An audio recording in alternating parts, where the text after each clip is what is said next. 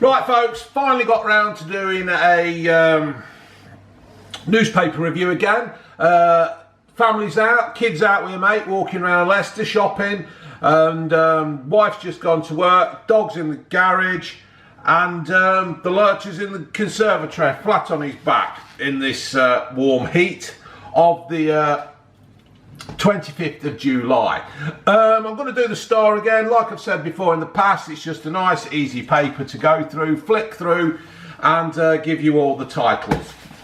So there it is, 39 degrees Celsius. Sun seekers are warned to stay indoors today to keep safe as Britain bakes at a record-breaking temperature. Turn to page 4 and 5. Sun lovers are being urged not to venture into the meltdown as Britain bakes on the hottest day recorded. Rail bosses urges commuters to work from home for over. Yeah, that'd be a great idea. I'll bring the forklift truck and stick it in the garden. How the bloody hell am I going to work from home? What a complete load of naff crap that is. Some workers have been warned they face the risk of sunstroke and dehydration. The weather outlook forecast says, Brian Gay says, tropical Thursday will be a day of fire with furnace heat all the way from the Sahara. Level 3 heat wave and all that kind of thing. Doctors have issued alerts to stay out of the sun between 11 AM and 3 PM. This is unbelievable, all this weather, but is it really unbelievable with all the climate change that people are talking around? These are like the summers I knew of when I was a kid back in the 70s and the 80s, and you know, there we go. Sickos rip their Gulls' heads off. Sicko vigilantes ripped the head off a baby seagull and shot another in revenge for attacks on the dog napping of little Gizmo. What kind of possesses people to go?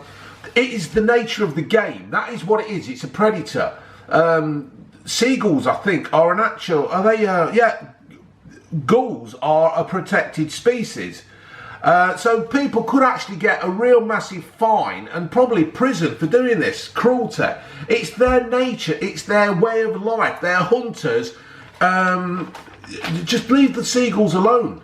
That's the problem. Yeah, it's sad about that dog going missing and everything, but it's what they do.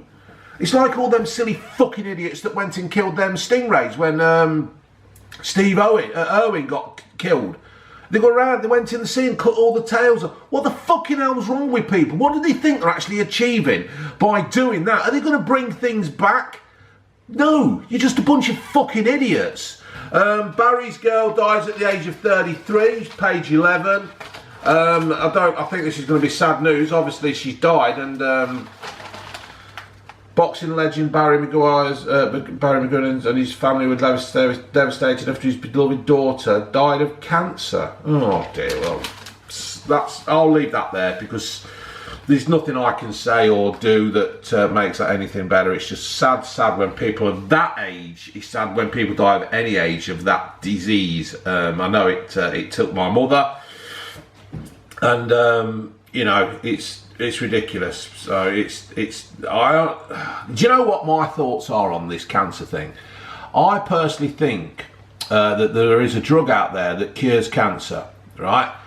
But these big pharmaceutical companies it's like, why cure cancer when you can treat cancer and make money out of it? That's my theory. Because, don't take this the wrong way, you'd never really hear of the royal family, and the royal family is quite big, isn't it, when all said and done. You never hear of them getting cancer and things like that. It's your everyday family like my family, and oi, get in, oi, get in, it's too hot. Dog keeps going to try and lie on the grass. Get in. Come on, it's for your own good. Yeah, so I personally think that cancer seems to affect your everyday person, but it never really seems to affect the ones higher up in the pecking order, the food chain and stuff. That's what I think anyway. I think that there is probably a cure out there as such, and these pharmaceutical companies would rather treat it than cure it. I'm watching you lie down there in the cool. Stupid dog. Faddy nicked George Michael's boyfriend. Page 7. Faddy Fawaz has been arrested amid claims he trashed George Michael's mansion. He was handcuffed by police and neighbours spotted him on the roof. Fawaz,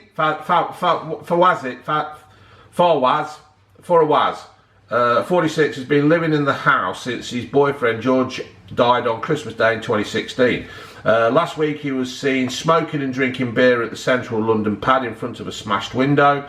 He blamed the hole in the glasses on renovation work.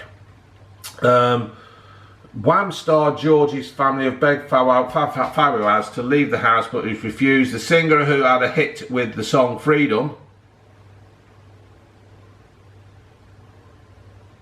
what bloody hell's that got to do with anything? In 1990, reportedly left him none of his £100 million fortune. Neighbours called 999 after they saw Fazzy Wazzy Waz on top of the roof of the £5 million mansion on Tuesday evening. They said he'd heard him smashing, and they'd heard smashing and the sound of running water. Perhaps he was pissing in a glass and it got knocked off. The damage inside the house is really bad. I've never seen anything like it. Every fixture and fitting, every door and window, everything George left there is all completely destroyed. Even the toilets and the sinks have been smashed. There's major damage to the walls and the ceiling. I tell you what, then, if that's the case, that bastard wants locking up. I'm fed up with all this squatters' rights and stuff. It's not fair. You can't do things like that. You can't just go and wreck things. All right, people will probably say he's grieving, he's got some kind of problem because George never left him anything. There must have been a reason why George didn't leave him things, because George was a very, very kind person. And, you know, there you go. Neil Armstrong's family have been paid almost £5 million over claims that complications after his heart bypass operation led to the astronaut's death. The first man on the moon died in August 2012 at Mercy Heath in Fairfield Hospital in Cincinnati. Cincinnati. Yeah, that's it, isn't it? Armstrong's two sons, Mark and Rick, claimed their father's death at the age of 82 was caused by hospital mistreatment ignited by a 2-year hospital. Oh, I thought it was going to be something to do with the moon. I thought he got like smaller than an alien, like John Hurt or something. There you go. Right, moving on. Oh, Love Island. Fuck off, Love Island. Apparently, right, they're doing 2 series next year. 2 series of the dating show next year. Why? Why are you doing 1? It's just a bunch of fucking nobody wannabes who haven't got the fucking brain power or the intelligence to go out and actually do a job themselves and earn a decent wage. Granted, I do YouTube. This is a holiday, a hobby, right? I just do this for fucking time to fill in my life when I get spare time, just as something to do because I enjoy doing this. This lot are absolutely, completely fucking talentless knobheads who have got no idea what is happening in this fucking world. And I've just got to look good. I've got to have a tan. I've got to have a tattoo. I've got to do this. It's all about image. No, it's all about fucking life. Love Island is not reality. Get back in. Get in. It's not real life. It says it's a reality show. It is not a reality show. It's a complete bullshit show. And ITV should be fucking dragged over the coals. They took... Get in! They took Jeremy Kyle off the fucking air, and yet they're quite willing to have these bunch of pricks on air. Fucking useless. Right. Former Wimbledon champion Boris Becker has been banned from driving for 6 months and fined nearly £1,700 for 2 speeding offences on the same roads in 4 months. Becker, 51, first sped through the 30 mph A road in Putney, southwest London on March 24th and was caught on a camera speeding down the road. You don't see how fast he was going, so he's fucking, well, that's the way it is, isn't it? There you go. Bloody flies. As temperatures soar, pet owners are risking being warned of the risk of flea infestation. Oh, right, so he's... yeah, while this hot weather's knocking around, we aren't actually taking the dogs for long walks. We're just taking them up the road, walking around of a footpath kind of thing and bringing them back. You can go out any time of the day and see fucking idiots walking their dogs in the midday. I've seen again on the news where people have been leaving the dogs in cars. What the fuck is wrong with people? What is wrong with people that they need to do? Leave a dog in a car locked with windows up and stuff. It's absolutely fucking unbelievable. So please, folks, if you see a dog in a car, smash that fucking window. Hold on, it's got to be hot. It hasn't got to be pissing down or snowing. Don't just go smashing windows, right? If it's temperatures like this, just smash the window and take the fucking dog out. You won't get done. You have to take a picture first, phone the police, tell them what you're doing, and then get the fucking dog out. It's done. It's easy. It's that easy. Right.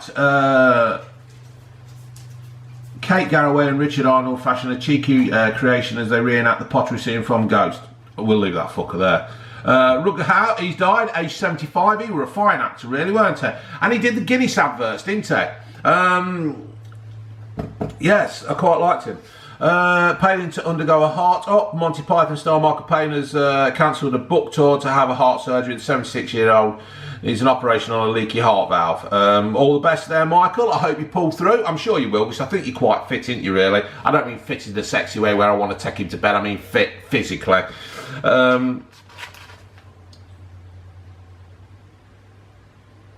Michael Pilkington, 43, has raised £9,180 for a defibrillator since being saved by a vet at his Edinburgh surgery 3 years ago. Fair play to you. Former England cricketer Starfield Tufnell became so depressed he had to be talked out of jumping off a 150-foot high hotel balcony. Roommate Robin Smith makes the revelation in his autobiography of the game. I hope he's let you do that. I hope he's let you talk about that. Tufnell, then aged 26, thought about ending his life during the 1993 tour of India. Was he having a bad spell? Bowling. But the thing is, the spinner had fallen. I was going to say, and when I said that, a bad spell, I meant, was he having a bad time? Well, I suppose he was having a bad time, wasn't he? He was going to fucking try and kill himself. What a fucking stupid thing to say. The spinner had fallen out of favour with the first test and was having problems with his ex-wife. In a warm-up game, Tufnell bowled 11 no balls, round with an umpire and was fined. Yeah, I think do you know what? It's a lot of people that are on a fine edge. The pressure of, I'm watching you, dog. There's a pressure of the sportsman to do well for your country and stuff. It's unbelievable, and you know, you hear of dart players with the old dartitis where they can't throw the dart. You know, you sit there, you watch these people, you think, oh, I could have bowled that, I could have scored that goal, I could have cleared that thing, I could have saved that. No, you couldn't, because you're not fucking doing it, because you're not good enough. You ain't good enough to be in that situation. So right, I'm not doing the, what's that, Peppa Pig? Aussie rapper Iggy Azar reached out to Peppa. Fuck off, Peppa bastard pig. Fast and Furious star Jason Statham yesterday spoke of his anguish after his stunt pal fell 30 foot on the set of his latest movie. Joe Watts is in an induced coma with serious head injuries. Jason, 51, said it gets very, very concerning. Things like this happen. That is, you know, you watch these films, don't you? And they do these things like the old CGI or whatever it is, and they take the realness out of it. I know something. I mean, the Fast and the Furious films aren't real, really, are they? I mean, some of the things that they do, but they try to keep them as real as possible with the acting and the stuntmen and all that. And it is, you don't realise what these lads do and lasses. You know, to make these films entertaining. Corrie's grueling film schedule has taken the razzle and dazzle out of the show, according to former star Chris Quintin. Who gives a fuck what Chris Quintin thinks? I mean, let's face it, he was nothing in Corrie. He left Corrie, and he was even worse. So, and now he's just some nightclub owner who having to marry somebody like 50 years younger than him. What the fuck's all that about? If my daughter came home with a bloke who was that old, I'd give her a kick up the arse and I'd smack him round the head and kick him out the door. I'd throw him over the fucking edge. You get your fucking hands off my daughter, you dirty paedophile. I don't give a fuck if they're over 16, 17 or 18. It's just as fucking good. Fuck off. You're not touching my daughter. Knock your fucking head off.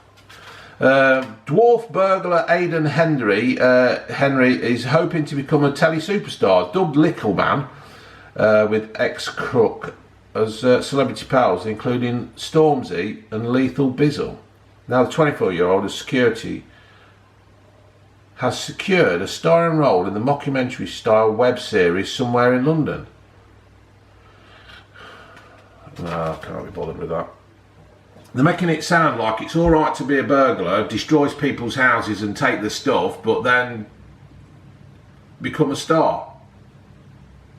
What, how does that fucker work? How can you go in and rob somebody's house, take the personal possessions, what they've worked for that means something to them, and now he's hoping to become a telly superstar? Well, no, it ain't gonna fucking work like that. I couldn't give you a fuck if you're a dwarf or 6'10".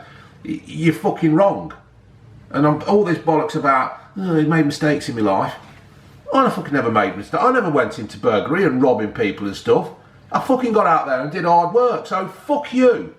Fucking robbing people's houses, and now you think it's good. And then you're going to be on telly, you're trying to make people laugh. But you've probably been in some fucker's house, took a shit on the bed, nicked all their fucking grandma's jewellery and fucking personal stuff, rifled through everything, the underwear drawer, and then you think it's alright to go on telly. Well, it fucking ain't, mate. You're fucking bang out of order. A World War II gas mask, a goldfish and a glass slipper are among items left in a Premier Inn hotel room. I bet there's a damn sight worse than that. Rookie cop saved a vulnerable man from drowning in the sea. Brave PC Alice Price, who has just 18 months service, dashed into the water and Bognor Regis and saved somebody. Do you know what's going to happen there? Right? Health and safety will get into that. Health and safety will say, you shouldn't have fucking done that because there wasn't a risk assessment done before you went in. Bad gal, we're going to fine you. You fucking watch. It would not surprise me in this crazy day of these health and safety bollocks that don't something pop up there.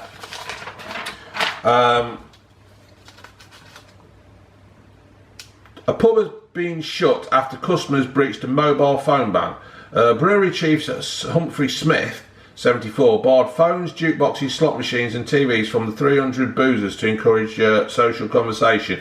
But bosses who checked the Cheshire Midland pub in Hale, Greater Manchester, were horrified to find customers using phones. The officials then ordered the pub to close. What the fuck is going on here? Who the fuck can say you can use your mobile phone like that? It wasn't shut because of that. It was probably shut because there were no fucker going in it. It's bad enough not being able to have a bloody fag.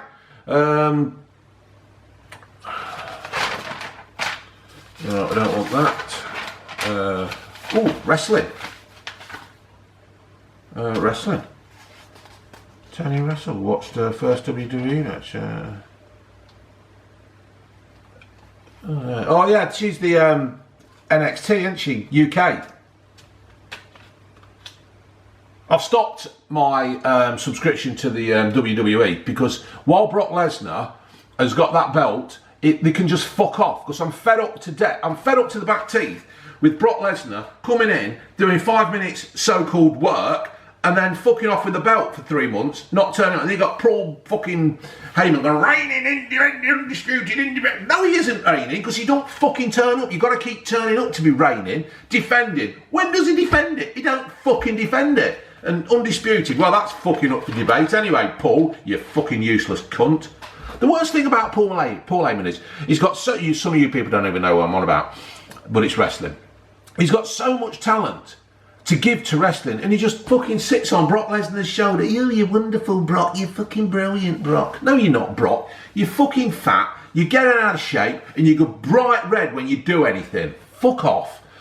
Right, Peaky Blinders fans have been promised the new series won't be disappointing. I fucking hope not. We've been waiting a long time for this, haven't we, chaps and chapettes? The hit BBC drama returns next month with Cillian Murphy reprising his role as a scheming Tom Shelby. I'm not going to read too much more of this because there's not. The action kicks off in 1929 as Tommy is elected as a Labour MP, but he's busy plotting the murder of a reporter who tried to expose his murderer's past. I won't read anymore because it's just good, isn't it? Peaky Blinders is just good. I know we've got the day in the day now where people are being stabbed and stuff like that, but we should be learning from this Peaky Blinders and stopping stuff that's happening now. It's but Peaky Blinders is an excellent drama, well acted, superb camera work, The music they throw into it's brilliant. I would hope and fingers crossed that Tom Hardy was not shot in the last episode and he does come back somehow. It would be brilliant if he did. What we got here? Crystal Maze. You've been watching the Crystal Maze. We've been watching bits of it. It's quite funny. It's good to revive that thing from the from the 80s or whenever it was. Right. Let's quick go through. We're not bothered about the TV because half of you'll be watching this in about fucking 3 months when you've just discovered the 2 o'clock. Have you been outside again? Little sod sneaked out. Right, what we got? 10 minutes to just finish this off. We're going to do Just Jane. My boyfriend boasts that he likes to keep things fresh in the bedroom, but it's getting to the point where I don't know what I'm going to be confronted next. With leather chaps to rub a face mask, his purchases are definitely getting more hardcore and extreme. When we first got together, he made me chuckle with kinky sex toys and favourite gels. However, he now seems to go into a complex world of his own, and I'm not even convinced it's me he thinks about when we get sweaty and more. If you don't like it, sweetheart, just knock him on the head and say fuck off. Or I tell you what you could do. You could have say, right, so many nights when we do it are your turn ideas, and then the other ones are my ideas. Let's level this up and give him an ultimatum. How do I go about telling my family that I'm in love with another woman? Together, she and I are happy, but I'm aware that I'm living a lie because my parents think I'm dating a man called Jim. Do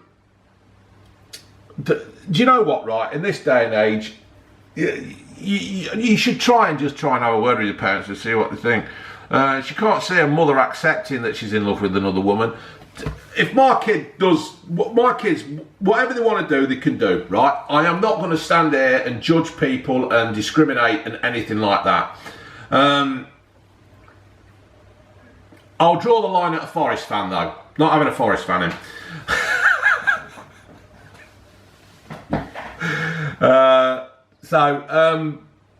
You know, you just got to accept your kids. This world is changing so quick, and you've got to accept what's happening. You've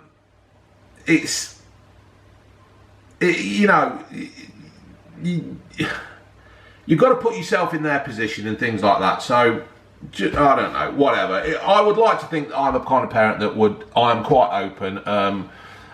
I don't fall out of things. Yes, me and the kid do row. We had a massive row over a photograph on holiday the other day. We took the same picture a couple of years ago, and it was just one of them recreation things. But the dog were barking, and I wanted the dog to shut up, but the kid were messing around, and we had a massive row. And then 10 minutes later, we're fine. So we've got that kind of relationship, me and Ginge, where we can absolutely really go at each other, and then 10-15 minutes later we're okay. So the ex-husband of my new wife wants to be my mate. I don't like the bloke. I accept that he's still in our lives because they share a son, but I certainly don't need to hang out with him. He resents this and is leading a form of friction between that I don't need. My ex-husband of my new wife. The idea of that, mate, he's still trying to nobble one, mate. I wonder if you two had an affair and he's trying to get back at you. Or I think the wife's left the phone. Or just have a word with him and put him straight. Or is he a bigger lad than you? I don't know. Rules, regulations and all that kind of thing needs to be brought in, don't you?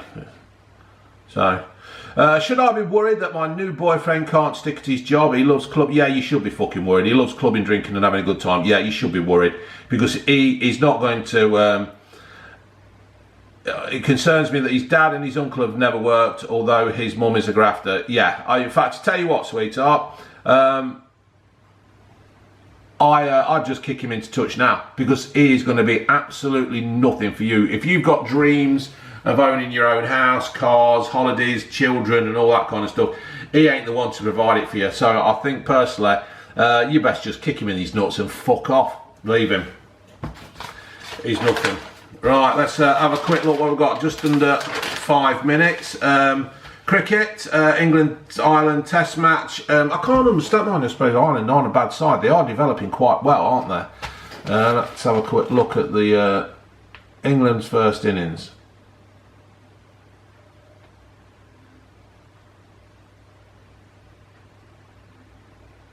Well, I fucking screwed that up. I didn't actually see the fucking result, but England all out for 85. What the bloody hell's all that about? Ireland got 207. How the hell can that happen?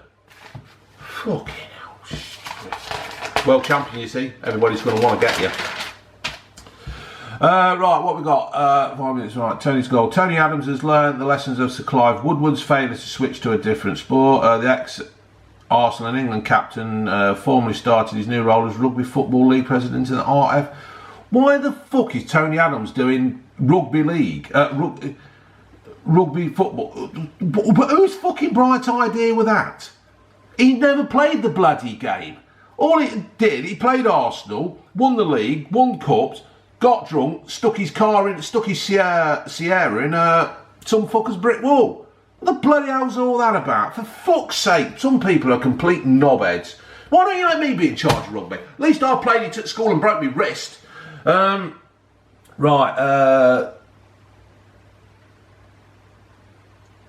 just about Wolves in the Europa League. Fair play to Wolves. Well done. Excellent season. I hope the Europa League don't fuck you up, guys. Pochettino is sick of being the man who carries the can when Spurs and Tottenham sign a flop. Spurs cut the losses by taking an 8 million hit on misfit Vincent Janssen and the Dutch striker who joined Mexican club Lantra. This is the thing though, you get these teams, don't you, and they've got like these executives who are in charge of buying the players. Well, it should be the managers, because he wants the players to fit into his role of playing. That's probably why Spurs didn't buy anybody last year, because he says, no, fuck you, if you're buying me shit, what's the point? Ole Gunnar Solskjaer has backed Paul Pogba to beat the Manchester United Boo Boys. I honestly can't see what Paul Pogba offers to Manchester United. I am not a Manchester United fan. In theory, I like what Manchester United have done for the Premier League and all that kind of thing, and they've, brought excellent England players through. But Sir Alex Ferguson, see how I get the respect there to the bloke, Sir Alex Ferguson, not Fergie or anything. Sir Alex Ferguson got rid of Pogba before. He must have seen something in that lad that was not good enough for Manchester United. Manchester United is the bar, or was the bar of English football. It's not so much now. Well, it's not at all now, is it? So they haven't won the league for fucking years. Sir Alex Ferguson must have seen something in him that he didn't want at Man United, and they've just brought him back. And he's, I don't know. It's there. Solskjaer wants to buy £90 million Harry Maguire but United will not have been able to strike a deal with Leicester. £90 million. If that's the price, that's the price. True Geordie and Lawrence said something on a thing about me about it. Saying that, Leicester are being compensated. No, Leicester are not being compensated. Leicester value that player at £90 million. Manchester United haven't hit that part. My van cost me £6,200. If somebody came up to me, some celebrity, say Gary Lineker come up to me and says, I'll give you £3,000 for your van. Sorry, it's not fucking happening. The value is now £6,300 because I drive it and I've got a little bit of celebrityism. No, it wouldn't. It'd be 6,200 or, £6,000 at least. Harry Maguire, Leicester is saying he's 90 million. And if you can't do it, that's tough. Right, I've got about a minute left. Newcastle United, what a mess they're in. I really do feel sorry for for Newcastle United. Mike Ashley, I don't honestly understand why he's doing there. He wants to be a part of the fans when he first joined and all that crap. But it's not, it's just stuff. At least Steve Bruce has told Ole Gunnar Solskjaer he's no chance of Sean Longstaff. That's a good sign. That means he's not fucking. That means Mike Ashley might be taking his finger from up his arse. Right, thank you for that, folks. I've only got 30 seconds left. I hope you enjoy this. I will be doing more of these kind of things, hopefully. I'm getting a bit more time now. You know how it goes. All right, folks. Laters.